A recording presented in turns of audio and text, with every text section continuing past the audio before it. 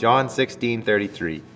I have said these things to you, that in me you may have peace. In the world you will have tribulation, but take heart, I have overcome the world.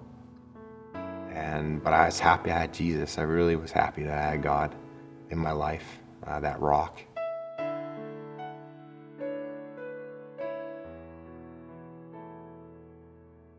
Hi, my name is Michael Toes. I've been going to CCLF for 10 years, no, 11 years. And I have one twin sister, and I have 4 stepbrothers and 4 stepsisters. So I have a pretty decent step family, big family. And so basically my parents, they had me before they were married, and then they got married. And my dad was an alcoholic. My mom was an alcoholic, and it was about when I was about 2 years old, my dad decided, okay, I'm done drinking. And my mom was shortly after that. So my dad's been about 20 years, and my mom's been she went about 10 years. And then I went down a different path. So yeah, I have a big family, and Callan was,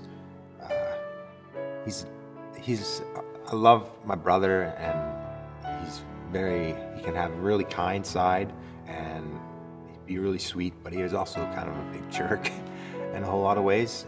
He picked on me and my sister. Callan just had a lot of bad things falling around, lots of, I'd say, just demons, just picking on him all the time.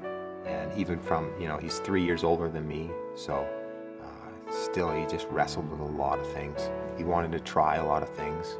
That was hard, growing up with a brother that always, abused you. And when I was 9 years old, he sexually molested me, and that was a hard thing. And it wasn't until I was 11 years old is when I accepted Christ in my life, and I just knew I needed somebody. As an 11-year-old kid, I knew I needed someone that could handle all of that. And coming to this church, I knew about that. You guys taught about that God is greater and bigger than everything in your life, and He can handle that. He can handle you.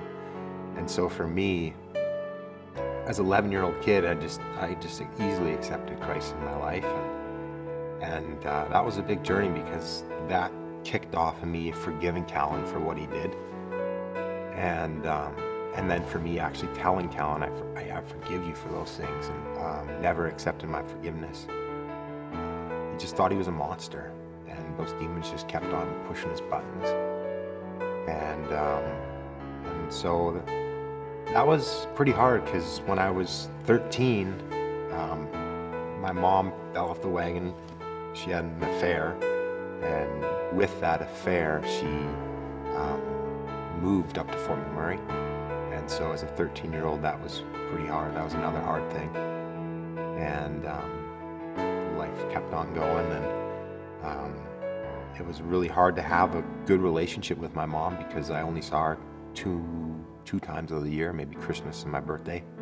Right after my mom had an affair, my dad came to the church, and he got prayed for, and he just prayed for healing, and I got to see God really heal his heart. And so for my dad to have that humbleness, and to go to God and just open his hands and say, God, you can heal me, that really helped me want to pursue God more. I wasn't all in yet, but I knew, okay, that this guy is definitely real. I see him doing some really cool things. Very thankful for my dad. But for me, I had to grow up pretty quick as a kid for all the things that have happened to me. And as a 13-year-old kid, I was facing a lot of things. And my twin sister, Katie, I felt that I had to provide for her in some way, just because my mom left, and for some reason I was trying to take that role.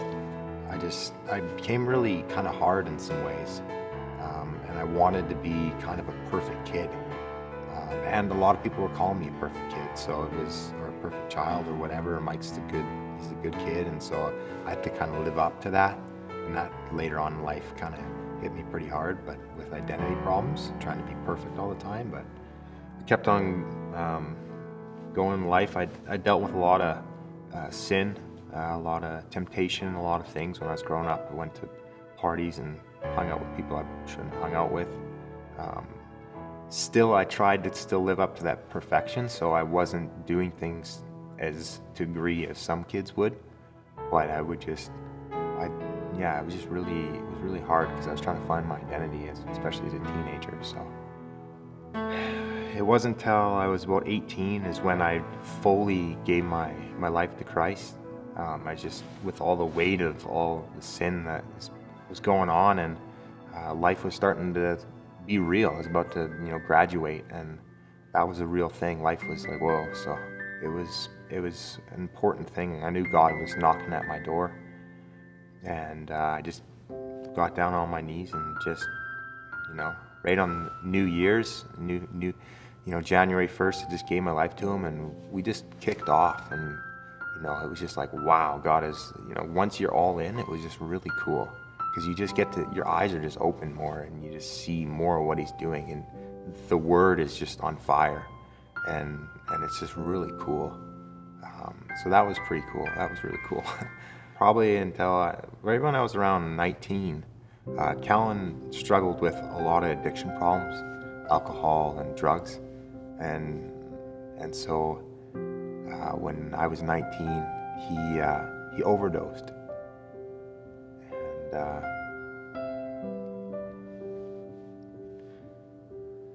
He died, but it was also really bittersweet because 6 months before that, Callan was looked like he was shaping his life up to be pretty good. Like, he got away from drugs entirely and alcohol, and he started going to church more, and he gave his life to Christ, and then boom, he got baptized, and it was like, whoa, this is so cool. Like, I just remember I went down there when Callan got baptized, and it was like walking with a brother that I never walked with before, to just be spiritually with my brother. So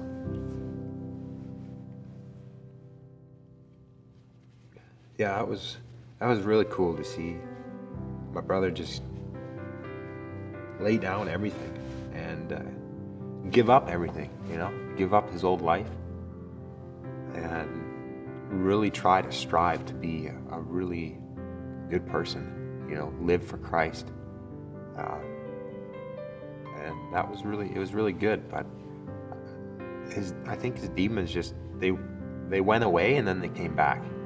It was kind of like, oh, Callan, why would you do that? But I don't hold it against him. It's just, now I'm like, he's in heaven. That's the cool thing, Sin is sin, and God forgave all of it. So he's in heaven now. So basically, after he died, I knew that day that I'm gonna have to be sort of a rock for my mom and my sister and my other stepsister, Alex. I knew that there's gonna be a lot of questions coming, and I knew in that beginning year of my Christian walk, God taught me a lot of things, and He trained me for that day. Basically, after Callan died, my mom was like, she started changing the way she was living, and she started living more for the Lord. And my twin sister Katie, she started living more because there's hope, right? Callan is in heaven, right? And I want to make sure I want to be there. So they just started changing their walks, right? And my older brother Vince, he's also my stepbrother. He was into drugs, and he loved Callan. And once Callan died, it just shook him. And I got to see Vince. I got to be in the car when Vince gave his life over to the Lord, and he got tired of his life too, and he's walking with God now too, which is a really cool thing, from bad to good things, right? God, that's what God does. He changes bad things into good things, and it really made me step back and really think how there is going to be hard things in life. Throughout my whole life, there's going to be really hard things, and even in my old life, there was really hard things. But God doesn't necessarily, his promise is not going to be hard things. The amazing thing is he promised that he'll be with you in those hard things. And he doesn't go anywhere. He's with you. And so there's hope and there's joy in life. When there's hard things come along, I just know that my God's with me, and I'm gonna get through this. And even with now being married and my wife Annalise, I need God more and more every day. I notice I guess I could be a mess sometimes, and I really need God, but I know He's with me, and so my wife and I and God, we can get through anything, and that's really cool. And you just feel unstoppable in some ways. And the enemy likes to make sure and try to make sure that you aren't unstoppable, but He won it on the cross, so we are unstoppable. So it's pretty cool.